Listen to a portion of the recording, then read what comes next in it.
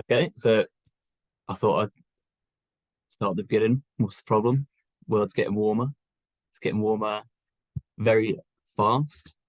This 25 years, that's how old I am. And it's almost doubled. Um, if you're 50, then there's been 1 degree of warming in your entire life. Um, yeah, so if you take this square and put it here, you can see the temperature since the last ice age, the last 20,000 years. And this graph shows here in green, coming out of an ice age, here in blue, all of human history and civilization occurring within this narrow temperature range. And we have just shot it up 1 degree in 50 years and are expected to go up another few degrees. Yeah, I had to update this graph because it was 2012 and that previous line was the warming then. So this is how much it's moved in 10 years. Yeah, and we know why it's happening. It's the CO2 going up. And in the last 25 years, that has also doubled. At the same time, there have been as many COPs and international uh, attempts to get us under control. But yet the rate of acceleration has not been curtailed.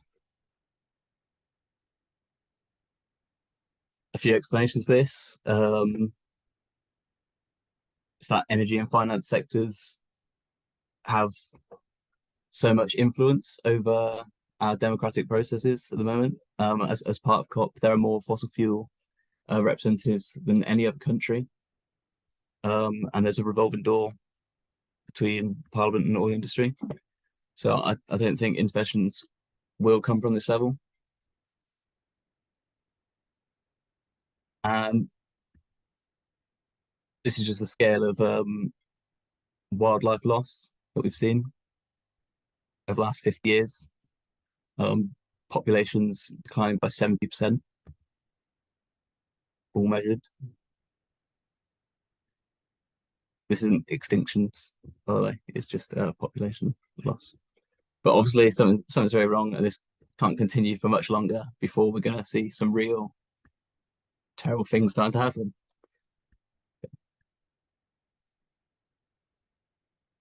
2023, it's been a record smashing year. And it's the last 2 months, we've seen a jump like we've never seen before, really, by 2.2 and 0.3 degrees global average temperature. So this is, again, the warmest year on record, like the last 10 have been. Yeah, this is the sea surface temperature shown this year versus every previous year. The explanation for this, one of the explanations for this is apparently new regulations that make shipping use cleaner fuels. Shippers use cleaner fuels, and less soot in the air over the oceans has resulted in more sunlight warming them. That's one of the explanations. So this is like previous heating that's been hidden, and there could be much more heating that is hidden by current coal use. And if we phase down coal use, we'll see similar jumps in global average temperature. And yeah, the Arctic, Antarctic, I assume you'll stay up to date with this. You all know this. This is climate group. Yeah, so projected trends have us currently going towards around 2.7 degrees of heating in the next 80 or so years by 2100.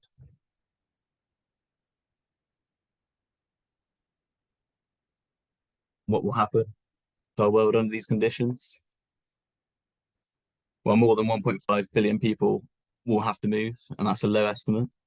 Um, Other estimates double that, 3 billion, a third of all humans on the Earth. Um, yeah, and these maps show the extent of it. This middle one is where we're headed for. And purple on this map means that for 365 days of the year, it is too hot for a human to survive. So everyone living in these purple areas year round, well, unless you have aircon or really good aircon, if your aircon goes off, you have a power outage. That's going to be a mass death event. Um, oh yeah, this is a map adjusted by population, I think, to get a better intuitive sense of how many people are in these regions, like India, Southeast Asia, China, the Amazon. This is most of the people on Earth who are going to have to move or rapidly adapt. And similar with animal species. So at 3 degrees, there will be belts across the equator where 100% of animals can't live.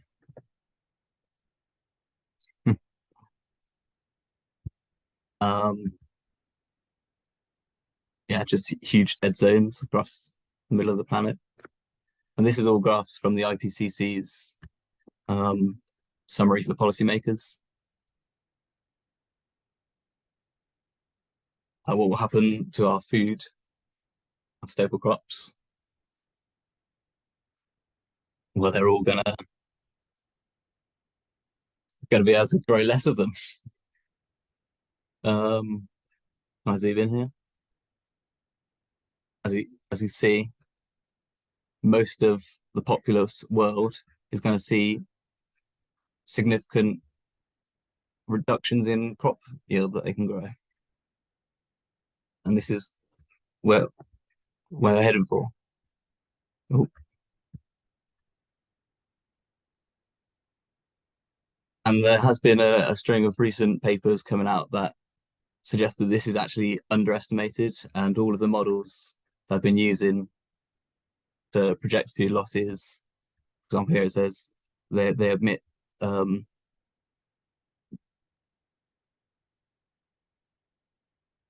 biophysical changes of anthropogenic biophysical. There's a whole lot of stuff that these models aren't accounting for, and that the actual food loss is going to be bigger. Yeah, the other really worrying thing is the tipping points, because with further warming, climate change risks will become increasingly complex, more difficult to manage. Yes. One of these tipping points is the Atlantic Meridional Overturning Circulation, AMOC. A recent paper came out this year, has estimated that this ocean current is likely to shut off a 95% confidence interval between 2025 and 2095. So basically within the lifetime of everyone being born today, and 50% by 2050. So 50% chance this is turned off by the time I'm 50. Yeah. Yeah, this is the main, it brings most of the current warmth to the UK, warms us by approximately like 3 degrees. This is why other countries of our latitude, like Canada, Alaska, and Siberia, where our climate is going to um, flip down. So we're actually going to get a bit colder before we get warmer in the UK. Yeah, so this is some of the changes. This blue area is going to get a bit colder, a couple of degrees colder, and the south is going to warm. So it's going to polarize the warming across the globe and also the precipitation. So this red area and the Amazon, the Sahara, most of Europe will see less rain because of this flipping. And of course, this is going to have a big impact again on where we can grow food. So bringing all these factors together, doesn't look unlikely that we're going to see widespread famine on food insecurity in this country within the next 20 to 30 years. This is some of the interactions with other tipping points. The Atlantic overturn in here in the middle.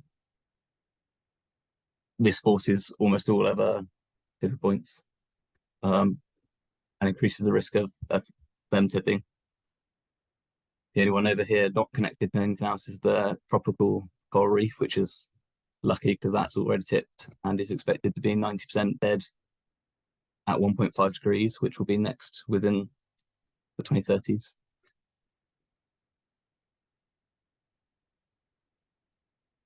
Yeah, here's the tipping points lined up by the central estimate for the warming that they'll tip. This blue band is 1.5 to 2 degrees.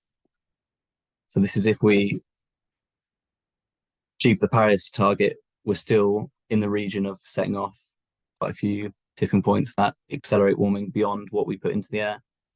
And we're going for 3 degrees, which is, of course, bring in some more.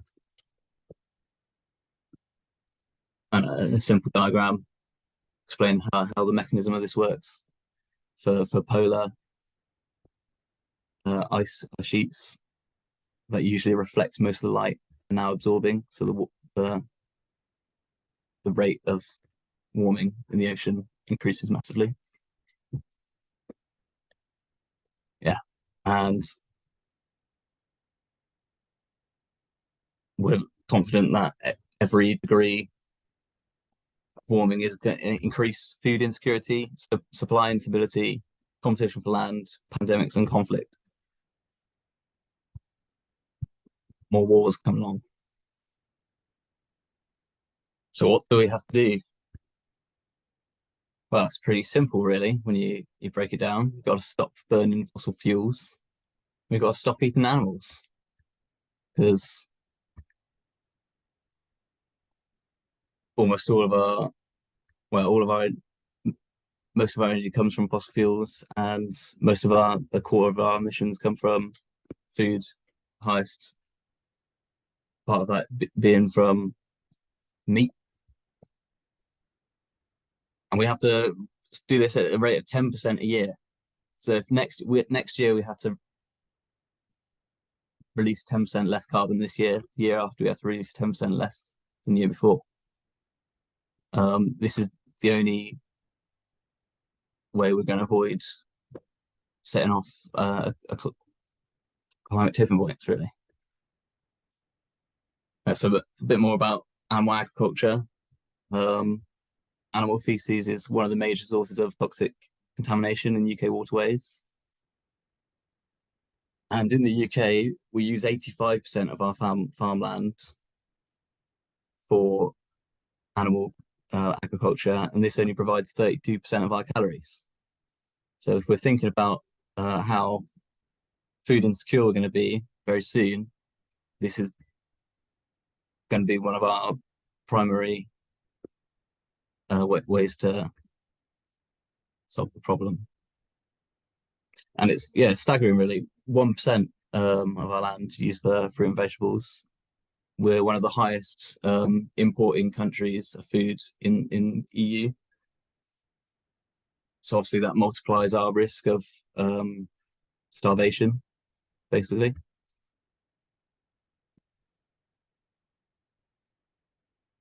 And here's a nice little comparison of one portion of beef versus a portion of beans. One portion of beans can feed 50 of these happy people, whereas one portion of beef feeds one with the same environmental damage. Yeah. So who is burning all fossil fuels? Well, fossil fuel use aligns almost perfectly with wealth and income. Um, and your risk of climate disaster is the opposite. Um, and the dynamic is very clear here that it is the richest of the world killing the poorest of the world. Um, and then themselves afterwards, but the poorest first. Yeah, so his graphs, this one on the left is CO2 emissions world population arranged by income. So top 10% here, they emit 50% of all carbon emissions globally. And the top 1% here compared per person to the bottom 50%. You can see who in the world needs to change. And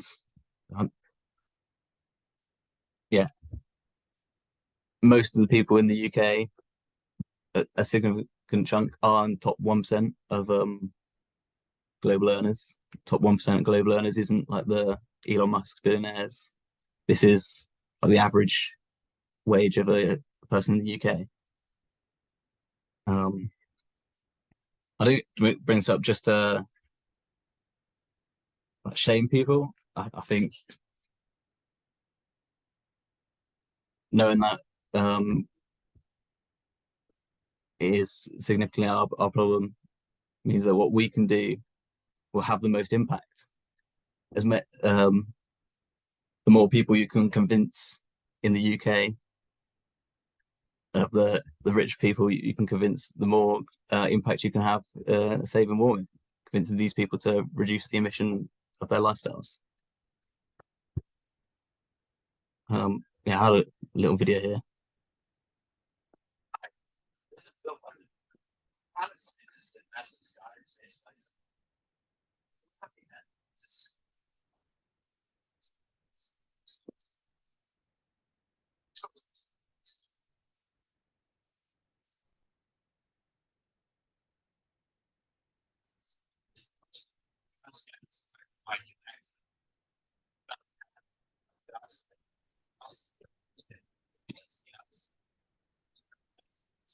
Is there supposed to be sound, Robbie, or not? Robbie, the sound isn't coming across, really. Is there not sound? Well, okay. Don't know what to do about that. Just to whisper, but the picture does tell a story. Yeah, it is mainly the picture that just shows the disparity globally of where the emissions are coming from, and who's going to be impacted. I think that it's just a good representation of that. So,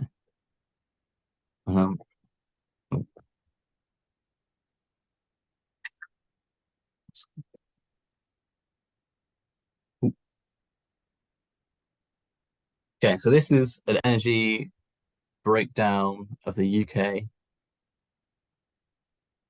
And so about 15% of our energy at the moment comes from renewables. And over the last 50, 60 years, the biggest shift in where our energy comes from has been from coal to gas. What this means is that almost all of our emission reductions that the government claims that we've made have been made from switching one fossil fuel to another. What that means is it's not repeatable. It doesn't show a path of that can, yeah. Here's a breakdown. Shows that more clearly in the UK emissions by sector. The energy supply is the only thing that's gone down, and the main source of that reduction has been the shift of one fossil fuel for another. We've made no progress in transport over the last 30 years. We've made almost no progress in residential and business or agriculture in the last 30 years. And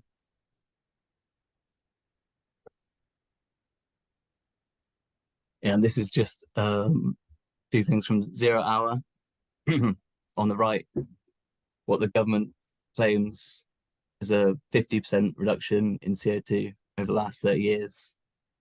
They do that by excluding all imports.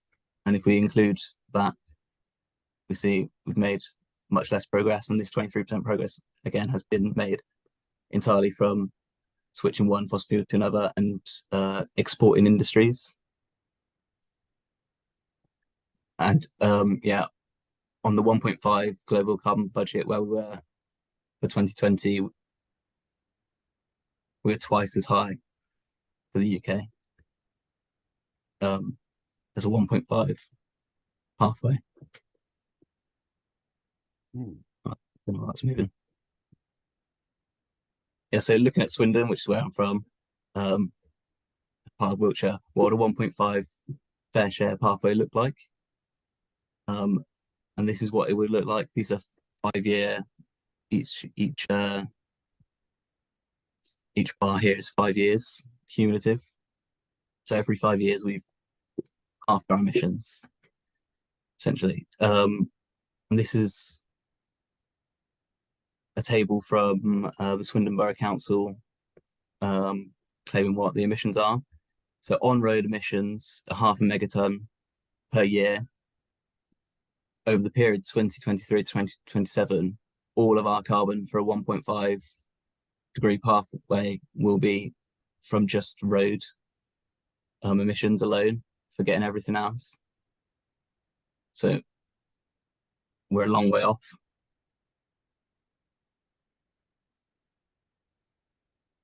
And yeah, there are physical limits to the growth of renewables.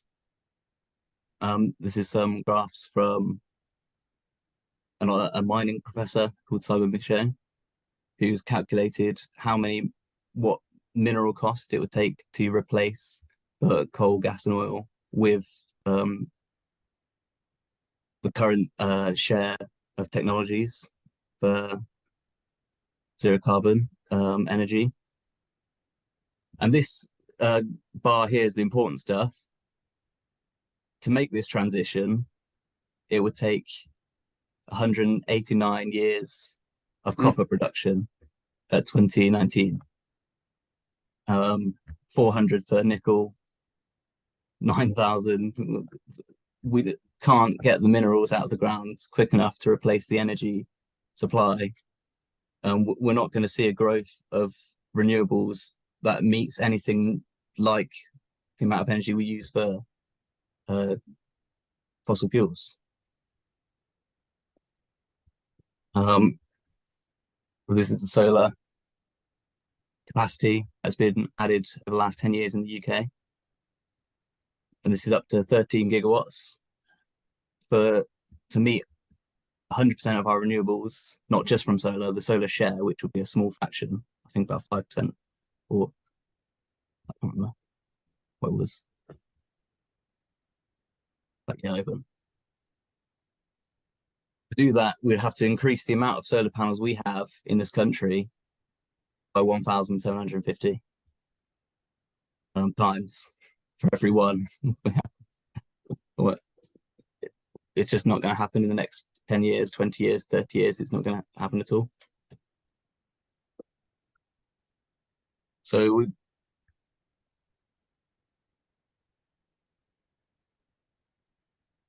got a contradiction here between what everything the government says and every party says that they're going to do and the material reality of what is achievable. Labour are committed to increasing growth beyond record rates. This will mean more energy, more environmental damage, more material use. And the relationship between GDP and energy consumption is very clear. So if we have to reduce our energy consumption down by about 90 or 80, 70%, our GDP is going to fall a similar amount. So with that in mind, the impacts of transitioning to a low carbon economy is going to entail financial shrinkage, debt wipeout, currency devaluation, and economic degrowth. The supply chains that currently make up our way of life will break down, and there'll be a huge reduction in global trade and production. And this is the choice: do we shrink the economy, or do we collapse the biosphere? It's the end of my slides.